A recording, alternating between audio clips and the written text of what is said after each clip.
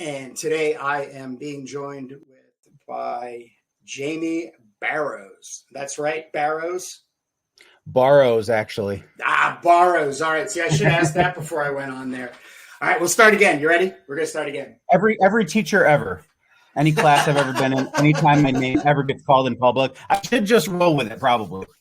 Yeah, I got Brugel as my last name, and it's been Brugel. I actually, for a while, wanted people to call me Brutal. So nice.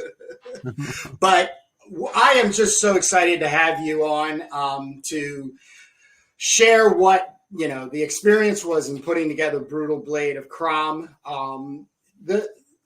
The thing that we were just talking about right before we got on air was somebody, when I was doing the launch of August for my CROM, sent me a photo of this and said, somebody's doing CROM too. And I was like, yes, I couldn't have been happier. I think I definitely did as much research as I could find.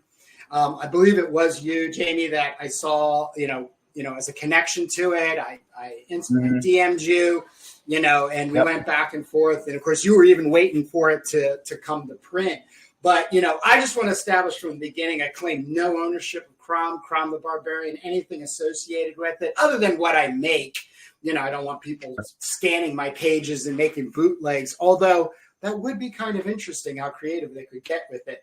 But more importantly, I just find the people who gravitate to CROM most definitely are into the big bad guy, Conan the Barbarian. So there's just a lot of field to cover in fanboy stuff. But share us a little bit about who you are, and then we'll dig deep into Brutal Blade of CROM, Jamie.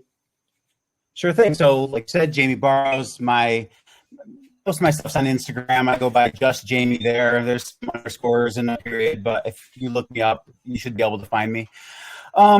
Just kind of always into art, always into comics, but didn't really do anything for 20 years. And then from the early 2000s, and then kind of just found my way getting back into it and getting into the underground scene and a bunch of the sort of DIY underground anthology type stuff. And once I did quite a few of those, a page or two at a time, I started to get a little bit more ambitious and started making my own stuff. And then along with that, the CROM idea came just because my favorite comics are Savage Sword of Conan. That's probably no surprise. And I like the magazine format. I like the painted covers. I like the black and white interiors. And I was like, I really want to do something like that. So I just dove and I'm like, okay, do I create a barbarian character? Or do we find something in the public domain? CROM popped up and I'm like, okay, that's cool.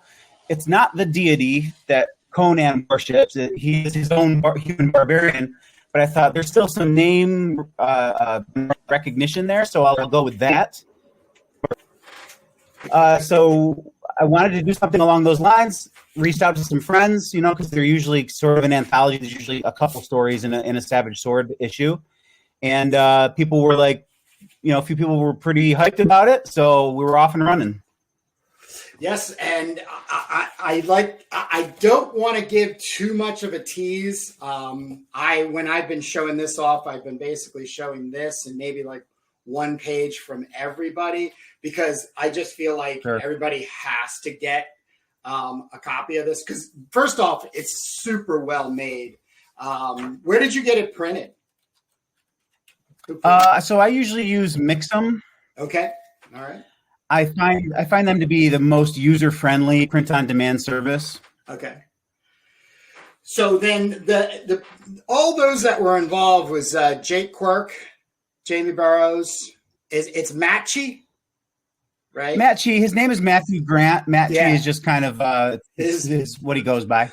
Yeah, he's next on the list of getting on. Alex Turbin, which of course my cohort for Turbo Pit Fighter, and I interviewed him, as well as Alan Robinson. So I have a bit of a no, to who everybody is, and then Alex asked Matchy to invite me into the Krutang toilet Instagram group, which has been very, very enlightening. Yep. So, but this is what a crew. Absolutely. So, getting to your story, I just want to get, actually, you know what?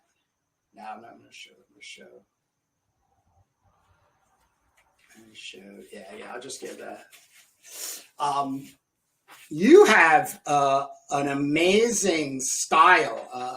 I would use a word like graphic quality, but the storytelling itself is so clean. Who are you, looking at for, leading the way in comics? It might be sort of complicated because it goes way back to my childhood, right? And what I was seeing at that point. And, I liked comics and I made comics as a little kid, just on lined paper and fold them up. And my distribution method was to leave them on the dining room table. But at that time, I had my little comic collection, but it was really, I didn't really have a place around me where I could just buy them. So my comic collection was just, I think it was like a blind box from like a Kmart maybe, with just a weird mix of comics. But a lot of the comics that were in there were these Marvel seasonal specials. And those were basically collections of backup stories that I think it's like stories that they never used. So they were sort of these standalone stories. They were usually a little bit shorter. The art was usually just a little bit rougher. So they were more approachable. And so that's what kind of started me on this like sort of short serialized storytelling. It's not always about grand epics. So my childhood kind of comes from that. And I can't even really tell you who those artists were, because as a kid, for some reason, I wasn't like looking at the mastheads, I was just reading it. Yep. So, because they were really, really like deep bullpen guys who were just, signing on for, some freelance work, maybe a tryout type of thing. And then later on, I got into, there's a particular type of storytelling that I like that is kind of comes from the pulp days of Conan. And I think it's been carried over in things like Mad Max, a little bit, and things like Hellboy. One thing that kind of inspired me for some of this was the Incredible Hulk TV show, where it's just snippets of time. The character wanders into a situation, has an adventure, and then wanders off to the next one. Yep. And so a lot of the storytelling I do is kind of based in that theory of storytelling. Cool. How about like age time? Were you aging into like the Image comics and the Ninja Turtle TV stuff, like in the early 90s, or? Well, like I said, my comics collection was just this one limited pile. You know what I mean? And I think I had like the Pizza Hut X-Men for some reason, so that was a big one for me too. But as a kid in the 80s, I was born in 82, so I came of age right around. I was seeing He-Man and Thundercats and that, but really by the time I was 4 or 5 years old, that stuff was already in reruns. So I did hit right at the exact right time for Ninja Turtles for sure as a kid. Right. I didn't really get a lot of the sort of like extreme comics thing in real time. I caught up with that stuff a little bit later, probably. Yeah, and I think as the internet and social media has gotten easier to use, and I kind of cringe at saying that, but and you find other people like you have with Instagram. That starts informing you. And to be honest with you, I'm using that more and more. Oh man, let me take 1 second. Have you seen Adam Lemna's Relic Hunter? Yes, I have seen that. They Next Panel Press do that one. That's actually Eli Schwab's Cosmic Lion Productions. Oh yeah. Okay. Yep. So I remember once again a friend of mine shared that with me, and I was like, okay, all right, I'm not alone. And of course, track down Adam, and then got him on the Turbo Pit Fighter channel to do an interview and review of his. Awesome. But as that has moved along, I'm finding more and more people really gravitating to this material. And for me being brought up by comics, if you will, I was a newsstand boy. So it was a spinner rack at a 7-Eleven and a newsstand up the street from the 7-Eleven that I would make that weekly route. But, you know, if there was nothing at the 7-Eleven that interested me, I would be standing and going over through all the magazines. And the two magazines that I was allowed to buy as a teenager by the newsstand operator was this magazine, Conan, the Savage Sword of Conan, and Heavy Metal Magazine. Because the guy just thought he would flip through them. He would look at me and then flip through them, and he'd go, "Oh, they're just comic books." But of course, they go so much deeper than that. And of course, the black and white combination of John Buscema and Alfredo Akala is literally my beacon. You know, so if there's any time I feel like maybe I'm not keeping true to myself, you know, I always just reach over and grab this. And there. But I just got this in the mail last night and was able to flip through it. I haven't read it. Do you have a copy of this? I have a copy, actually. That's number 1, right? Yep, this is number 1. I have the Joe Jusko cover because he is me. I can hit the road and go up to Syracuse, New York. Okay. And he's right from up there. And he did his signing in the local comic shop, so that was pretty cool. Right. So yeah, I am thoroughly impressed. I've seen some reviews, but I don't know technically. I mean, I know this is digital, but I know whoever's doing it understands that this is going to get printed cheaply because it is so, you know, obviously anything that has, you know, the black shapes and everything just gets sucked up, you know, all together. But I like it. I like it. So I'm actually I'm taking my chance. And this will be literally the first time buying anything Conan since the beginning of Dark Horse. So I didn't even follow the Dark Horse run, maybe as passionate as later. But I really just left it all alone when it was with Marvel. And you know, that's just been, you know, life as a sword and sorcery comic book obsessive. Yeah, well, I mean, my experience even with Savage, it doesn't go way back to childhood because, like I said, I didn't have a lot of access. As I got sort of, you know, the ability to kind of go where I want to go, the next one on my own. The other direction from where I live is the city of Binghamton, New York, and they've got a really nice comic shop there called Sundown. They've got drawers. And that's where the magazine format stuff is. So they've got tons of Savage Sword issues, and most of them I can grab. If I go in there, if I'm not finding anything else, open the drawer, grab a Savage Sword, and out of there for $4 or $8 with a couple issues of Savage Sword. That's really where I've gotten way more exposure than the last couple decades I did as a kid. People have those formative experiences. Right. So to tease these people out a little bit more, I asked you to grab some of your pages from the story, and you're just going to hold them up and give us a look. And it's also for me because I love seeing original art. And we just found out both of us are going to be at IC3, so I'll be able to see more of your stuff live when we're next March 15th, 2025. So yeah, man. Yeah, give us some sneaky peeks. So this is page 1, which you have open right there, and it's funny because right away you see I did make a digital change, and I do very, very minimal digital things, like I might just change the levels or something, but I changed the title. So original.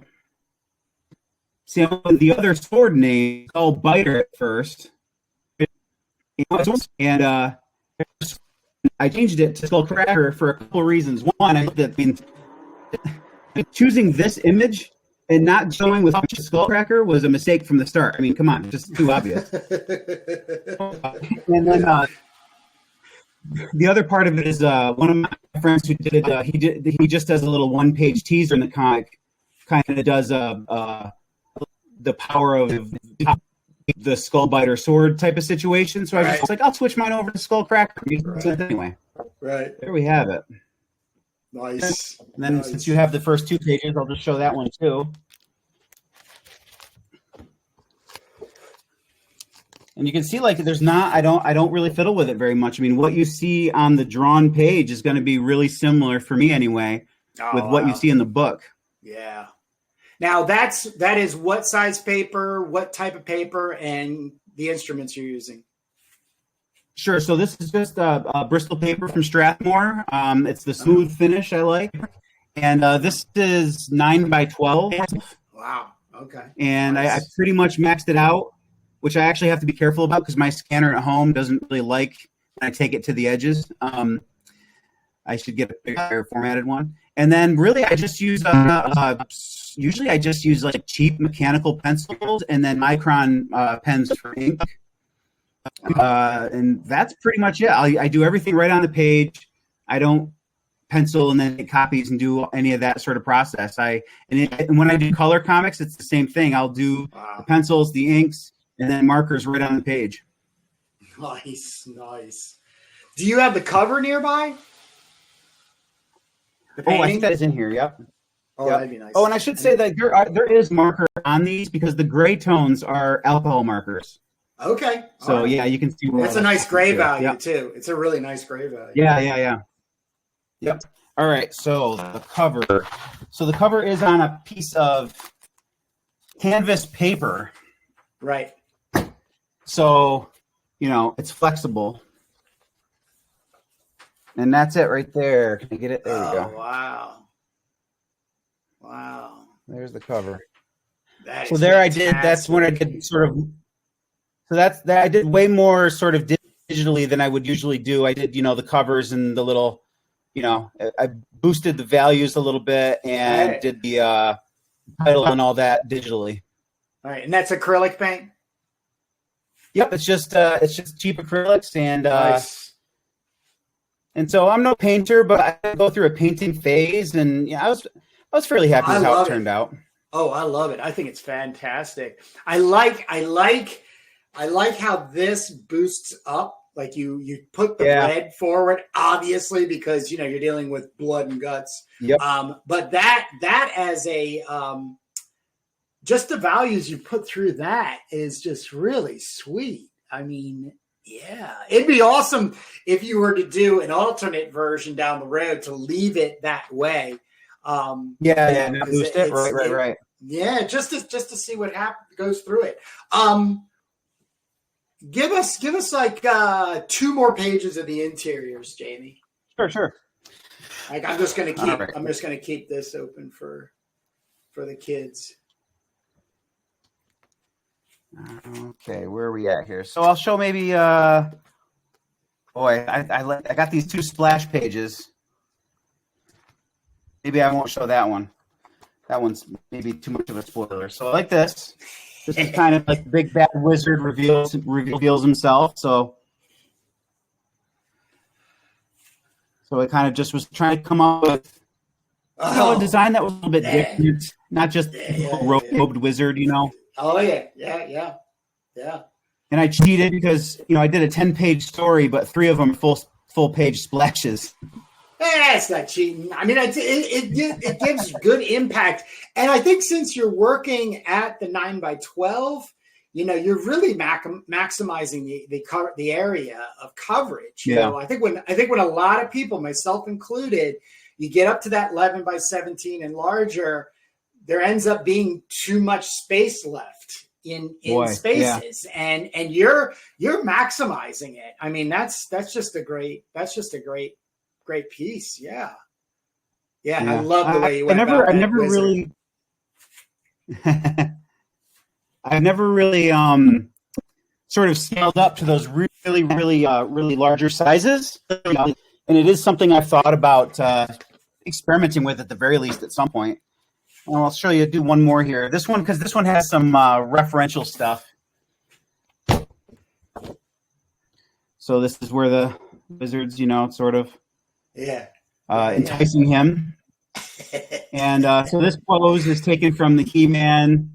I have the power,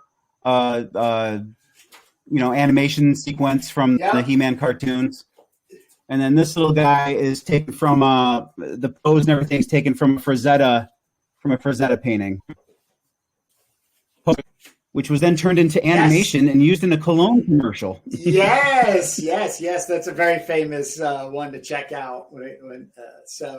But no, great homages. I did recognize that, but the absolute great homages. Oh man, that's fantastic. Yep. So there's a little tease. No more pages. No more pages. No more exactly. No more. We got to get now. So, how many did you guys end up printing?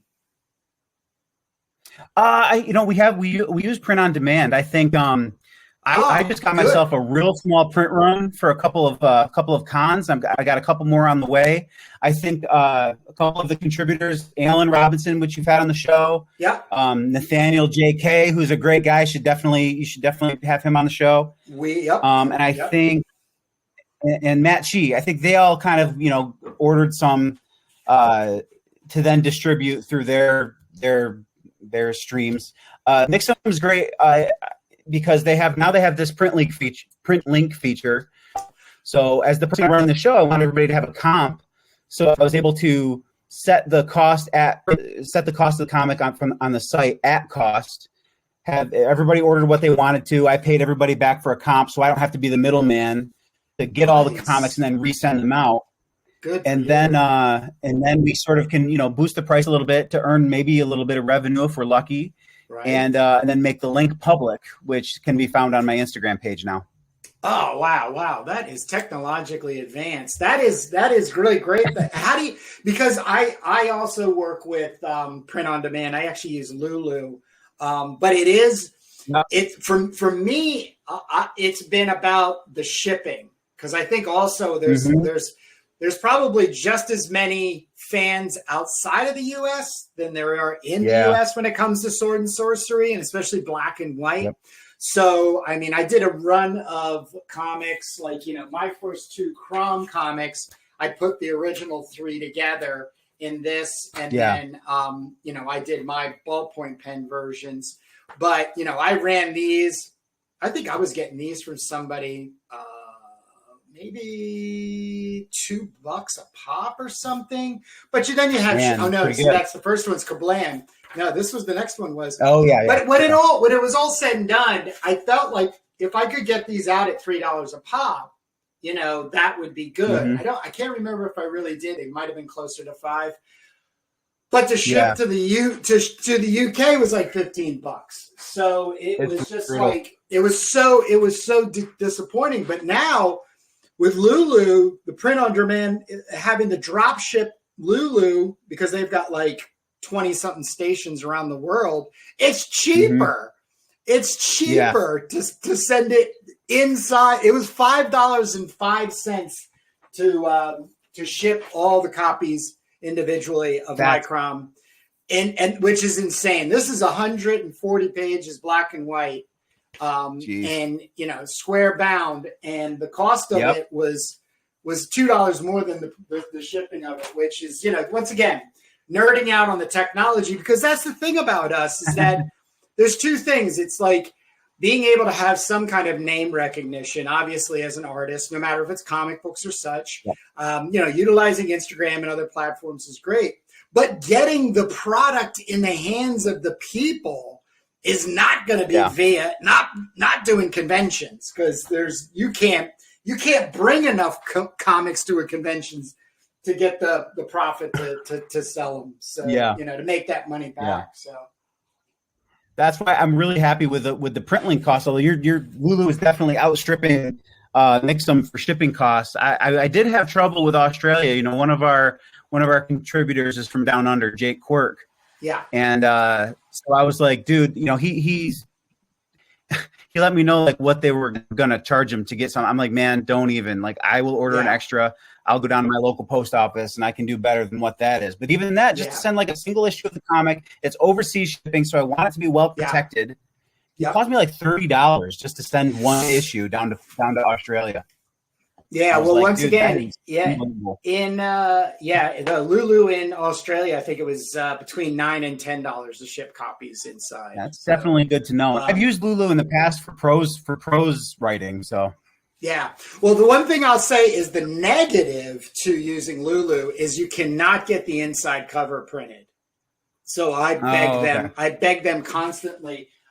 So, for me, it's just white. That's the thing. Right. But as 140 pages go, I'm selling it like $13. What's the retail on your CROM? I set it at $8. Okay. Yep. I think at cost, we could probably. Most of the guys who have taken them to cons, and I did too, and somewhere between like $7 and $10 to set it at, and everybody's. Yeah. I've had good sales off my table with Brugel. Good. When is issue number 2 going to arrive, Jamie? Oh boy, I don't. I have so many irons in the fire. I'm the same way. I'm in all these different groups and I have all these different projects going on. And but I actually did get my first teaser image from one of the artists for the next one just last night. Claude Willis, who's a personal friend of mine, grew up with him, and he's he's a really good artist. He's been into comics, but I'm always like kind of twisting his arm to do a completed work, make something, man. And so he gave me a piece of art to kind of tease the comic he's going to work on. And he sent me the first page roughs of the Ape Monster CROM comic he's going to make for issue 2. So at least something is underway. Good.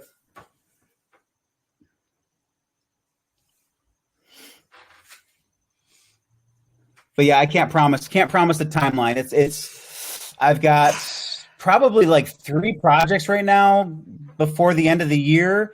I think I'm going to start drawing my next CROM story right after the new year. That's my plan. Okay.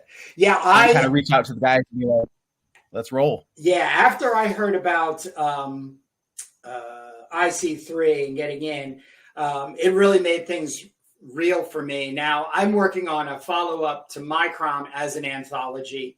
With some of the artists that I had in doing the cover and the pinups and stuff, but there's a whole bunch of other like backup material that I'm trying to license and just those old black and white comics that I want to try to get to be more accessible to people, as well as some old guys that are still out there that had done Savage Sword and Sorcery stuff that I'm trying to get in, as well as just like yourself, somebody think the whole difficulty or the challenge at best for making an anthology, and I don't want you to feel like you have to share anything numbers wise and stuff, but it is the compensation, people feeling like they're being properly compensated. Now, I tell everybody that I work with up front, I'm not a publisher, so don't even try to treat me as one or complain to me as one. Right. I have enough background in putting material together and distributing it, but that doesn't constitute what a real publisher is. And we have to be realistic. There's not a huge calling for this. So trying to find, the CROM tribe members is, I think, always the challenge here.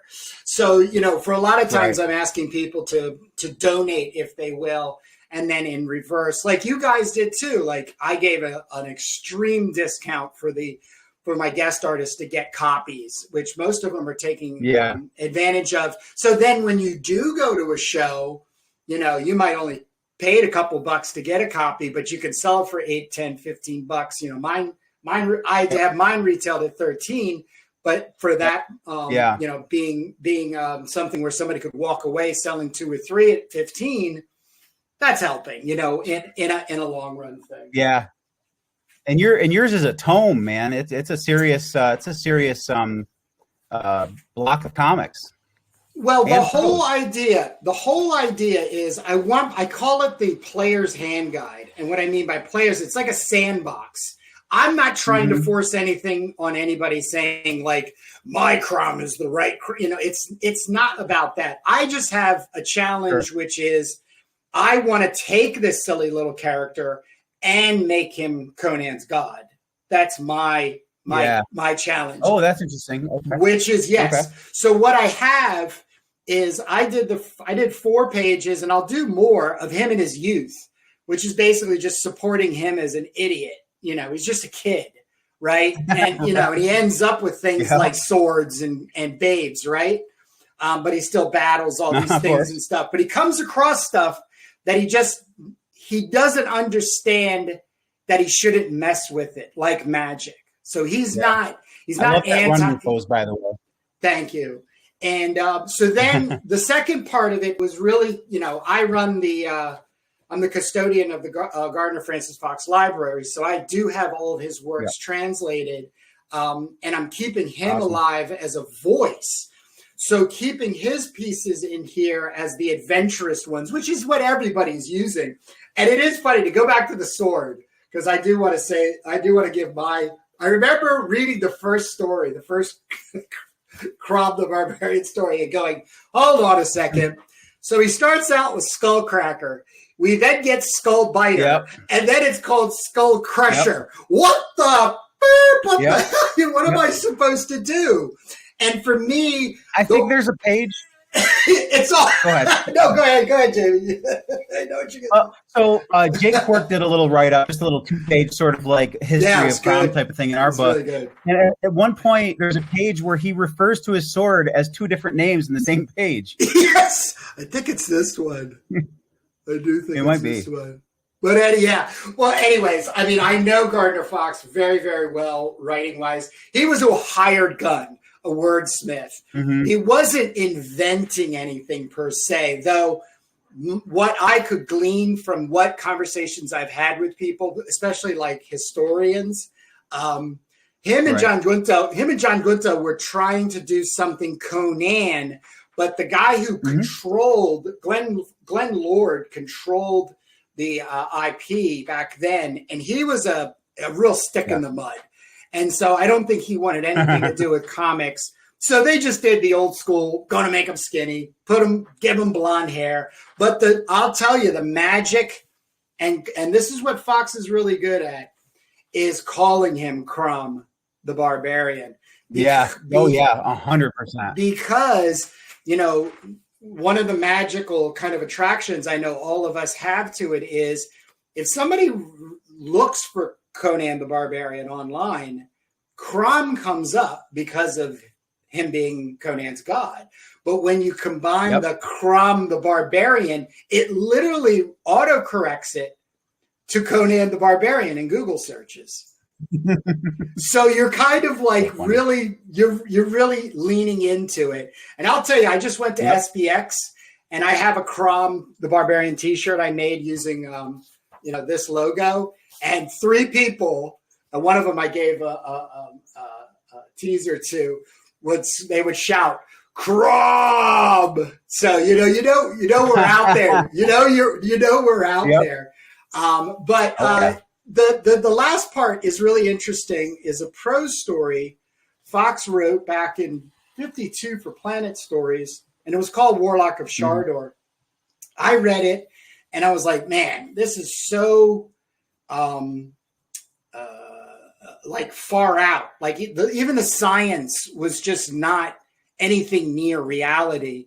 And I just thought, I was like, wow, if I change this character from this to CROM, added a little bit more sword and sorcery elements, and then change the weird science to sorcery, I would pretty much have a sword and sorcery story.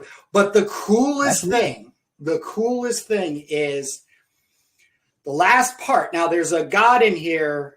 He's not really a god, and it's not defined that way, but he's referred to as an entity, which is, I'm kind of pushing the Cthulhian thing on, named Norleifin, and takes him through this whole sort of thing that I'm not going to mention it. Basically, when he comes out of this battle with Norleifin, it changes him. So this is step 1 for him to start moving towards that dark, brooding god. Because that's the other thing too. Sure. I'm not I'm not a superhero fan at all. Like, I don't like superheroes or the idea that there's this benevolence that is bestowed upon us by something superior. And that's actually towards the end of Conan the Barbarian, Savage Sword of Conan. The way they were writing him was so heavily the hero, where when you're reading the old popes, he has nothing. He has no hero in him whatsoever. And he's just a strong man wanting to survive. Go ahead. Yep. I think a lot of people have a misunderstanding of the character because of the movie. And I love the first Conan the Barbarian movie too. I think they do strike some of the correct things, but I think some people just think of him as a mindless barbarian. But the thing about the character is he's actually super intelligent, multilingual, has all these different skills. He is a man with ambitions but doesn't know where to point them or something. It's really, I mean, if you really want to get like philosophical about it, it's like this whole comment on what it's like the character is almost like a commentary on like, what do we do with our lives? Like, what are we supposed to do? And so he just wanders and hopes that the next thing might be the thing that is the thing to do, but it's really just another adventure on his way to nowhere or on his way to through his lifespan. It's I don't have that like theory well worked out, but it's something I'm actually working with in a different comic. I'm working on my sci-fi Sentinel Sam character, where it's all about like, what the heck are we supposed to do? And I think that's part of like, you hear about like Conan's melancholy. He's, gigantic mirths and gigantic melancholies because that's part of it. It's like, what do we do? Well, we live. That's about it. Yeah. And it was, for me, even growing up, I'm reading these heavy duty comic books, Savage Sword of Conan. And just around that time, as we're growing up, I think it was junior high school, I was starting to get bullied. And I remember being in a situation, and I'm not saying that this was the proper way of handling it, but we were at the bus stop. Sure. We were at the bus stop and this kid was calling me names and he was physically coming towards me. And I do believe the spirit of Conan came out, and we ended up getting into a wrestling match. You know what I mean? Nobody won. It was probably little blood. Maybe somebody was crying. You don't know, but all the kids were like, "Oh, damn, Kurt jumped that guy." You know what I mean? Like, and I remember walking away, and this is all me thinking about it way later. But to protect yourself, is a very important thing. But to not harm other people is another thing. But at the same time, and I'm really piggybacking on what you're saying, is what are you supposed to do in life? What are you supposed to do? And I feel like, there was something to be said. I'd also, when I still have bad days, let's say a bad day at work, or just life in general is taking you down to a dark place. I just pull out this box of Conan comics, and by the end of the afternoon, I'm all charged up. And then you tell anybody else, they're like, "You're going to need some help, buddy. You need to go talk to somebody. You're going to read it." If Conan comic books are making you feel better, but there is something there, and I don't believe it really needs to be thoroughly explained. And I think that's another kind of fun part about Conan the Barbarian is I don't think anybody's going to be able to prove anything about Robert E. Howard, since he did unfortunately take his life early. But the way you're interpreting the writing and the way I'm interpreting the writing, there's going to be a little bit of intersection, but I think there's just the way you're inspired by it, I think is also inspiring, to me. So once again, I just want to thank you and everybody that's contributed this and is contributing to CROM the Barbarian. Yeah. It's a wide variety and a good bunch of guys. And it was a lot of fun, and it was interesting to sort of lead the team because I'd done all these other anthologies, underground stuff. I was like, all right, I'm gonna take on the sort of the captain role for one of these projects, and that was an interesting experience too. Was it all positive? But I was going to add, because you said no, go ahead. It was all positive. Yeah. everybody was pretty on, like, and pretty much everybody I worked with on this, I had worked with in other things, you know. Okay, good. The only person actually, the only person in this project that I had actually never worked with in terms of a comic is Claude, who's my personal friend going back to childhood. But everybody else I already was kind of hooked up with either through the Toilet Comics group or the JK Papers group through Nathaniel's, what he does with JK Papers. So everybody already kind of had an understanding of how we were going to do it. You were talking about like compensation and things like that. Like we kind of already had this understanding when we work together that it's a collaborative effort. Everybody has access to the books. Usually compensation is like a comp copy of the book or something to that effect. We kind of worked on that economic model. Yeah. No, but the other thing I was going to comment. Sorry, go ahead. Okay. No, so the other thing I was going to comment on was you were talking about, like, as a kid, you know, you had these experiences. And I think a lot of us who end up being interested in these things and doing this probably had similar experiences. And at a certain point, I was able to stand up for myself. I'm a big, strong dude. And I very much have like a jock. People probably don't realize what I'm into because I walk through the world looking very jocular. But I also sort of understood from an early age, like, I exist in a body that's able to sort of protect itself most of the time, and not everybody's that lucky. So having that aspect of sort of, I was able to sort of stand my ground one day and say, I'm done with this. And it just might not be a possibility for everybody. So that kind of like gives me that little bit of sort of, I don't want to get like, there's sort of like dog whistles. If you talk about this stuff too much, people will start thinking my opinions are one way or the other. But I think that is where sort of a helping vibe comes from. That's probably why I ended up working in human services and working with special needs kids and all that sort of thing in my day job. So I do think that there's a somewhat common pathway in there for a lot of people that do what we're doing with comics and with our stories. I 100%. I am making my way back to teaching, especially since the local art school just collapsed, like went out of business. And things are starting. I'm heading to a little group in a couple of days that are basically people, having lost their jobs or, the resources that the school had and everything.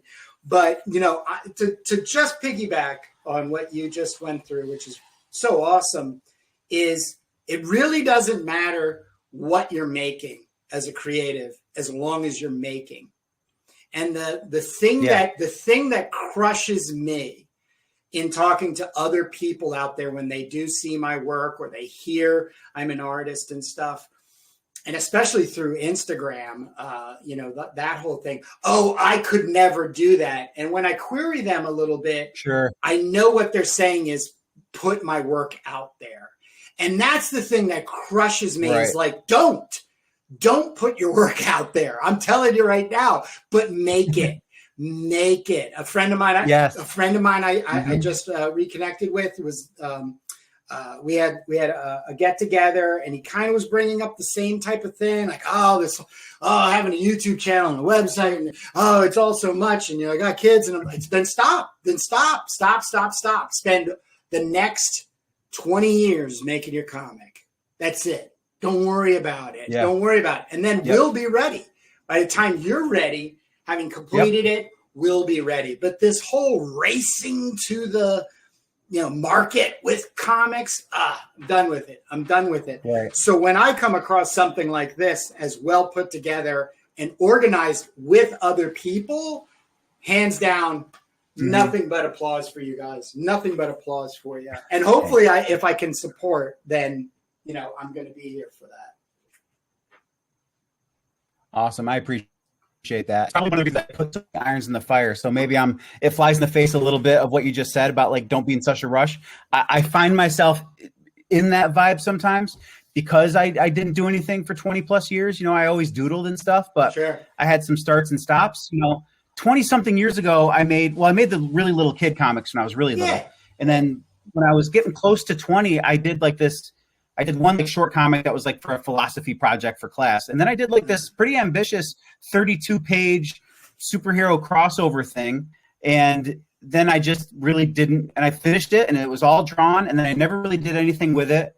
And then I never really made another comic for like 20 years because I was stuck in the like, well, it's not going to look as good as I want. It's not going to be, you know, and then I kind of, at some point I was like, oh, and that's another thing. I didn't have any exposure to like any kind of underground indie scene, zines growing up. I'm just out here in the sticks, and I just never knew that it was a thing. So it took me until I was pushing 40 to be like, oh, these dudes just make comics and make them however they want. There's no reason I can't. And so then I felt like, well, now I got to catch up on the last 20 years. So I'm not saying that's the right thing, but it definitely is something that I feel myself, I got to get through all my ideas because I wasted so much time. So I sympathize with that mindset people can get into, but you are right. Just make the thing and try not to worry about that sort of hustle mindset. Yeah, I think it's the killer. I fell into it. I left a successful career outside of the arts, and it was on purpose. It was a management training program for a grocery store called Trader Joe's, and I was only supposed to do it for 4 years, so I could then go back to being part time, and then go back to keep doing my art. And but I got stuck in it. Because I was a part of a company that was really amazing, and they had a they still do. I just outgrew them.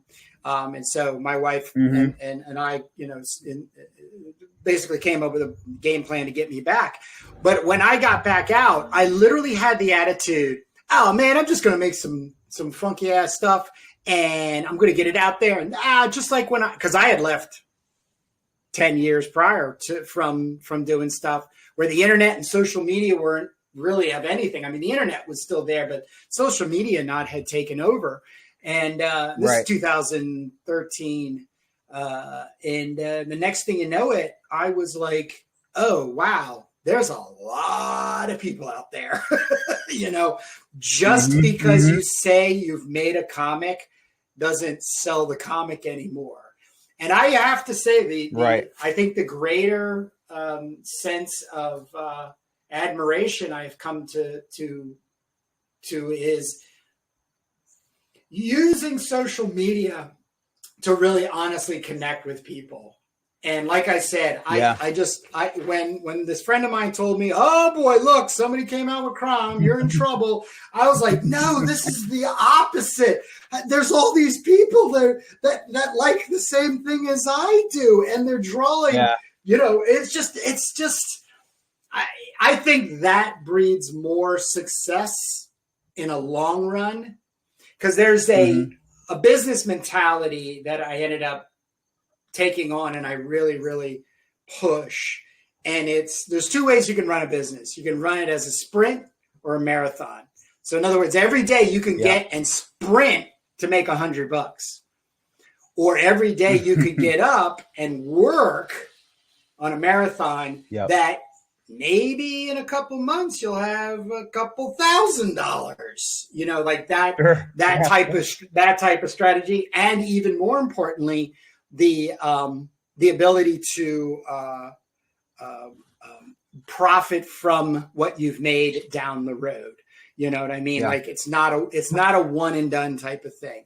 It's something where people will basically circle back around, and they'll be like, ooh, wow, what's that? That looks like something I like. And then it's bought. It's been my whole thing in Indian underground comics, is just like this first year of sort of, I contributed to a lot of anthologies sort of my first couple of years getting back into it. But once I started being like, okay, I'm going to make my own stuff. I'm going to go do a table at this con and that con. I did, my first one was last year's, well, I guess technically this year's IC3. And I kind of jumped right into kind of deep water because but it was also a good experience because that is a show where people who are going there understand that there's this indie underground scene. Yep. Some of the other shows I've done that are more pop culture cons, people don't even realize. They're like, "So what do you do?" I'm like, "I do it all. These are my projects." They don't even understand that that's a thing, and that can be frustrating. But also, I see it as a chance to sort of like maybe educate somebody that like Marvel and DC don't make every comic that comes out. There's a thriving world of comics if you want to experience it. And but my first year, I'm just like, I don't even like breaking even is fine if that's even possible. But my thing is just about let's see if people can just start recognizing who I am. I'm going to cover my table in freebie little mini comics, that are like, I have one here. They're like this size, like just little mini comics, freebies. Most of them are black and white. This one's in color. But those just sit there. People can just take them. This is my business card. I don't print out business cards. I print out mini comics, and it's got my Instagram and my and everything on it. Nice. So that was my first thing, to just sort of like put something in people's hands. And then if they're interested, maybe they'll come back and buy the $4 comic or the $5 comic that's actually like a real comic format. So that's been sort of my ramp up model for my first year of really getting out there with my stuff. I have literally for the longest time been waiting for something like IC3. And when I saw it, it was unfortunate that when that came out, there was something that was, just in my own personal life that obstructed me from getting out to it. So I said, no way am I going to miss it the next year. And whether I get accepted in there as an artist or not, I want to attend and support exactly how you said it. It's about the fact that Marvel and DC, in my opinion, don't make comics. They make PR pamphlets for movies and television. Yeah. And I have never had love for them. I don't think they're ever going to do anything that's going to cause me to have love for them. And that's just my position about it. And it's not even my age. It was always when I was younger. Other than Daredevil, when the Frank Miller Ninja run was going on, it was only because there was ninjas in it. I would buy anything with a ninja in it. So it had nothing to do with Marvel Comics, Frank Miller, or anything. But anyhow, it's, I can get a bit doomy and gloomy sometimes, but what usually ends up happening is I have this overwhelming sense of optimism. And with IC3 and doing what I'm doing right here with you, which is just using simple technology and cameras and mics to get together and talk and share and honestly meet and everything and use it as a promoting platform.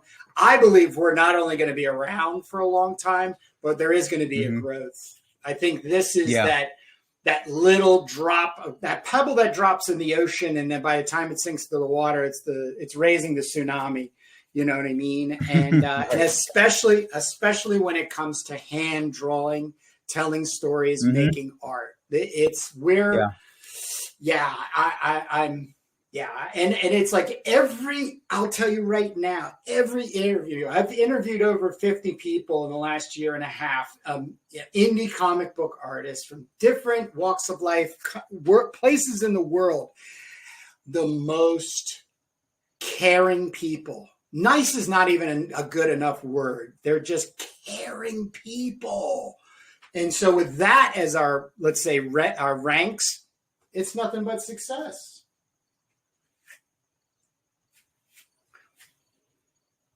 Might have lost the connection with Jamie, which is all right, because we are coming to a close. I think we're going to just take a second here. Yeah, I lost him. It's all right.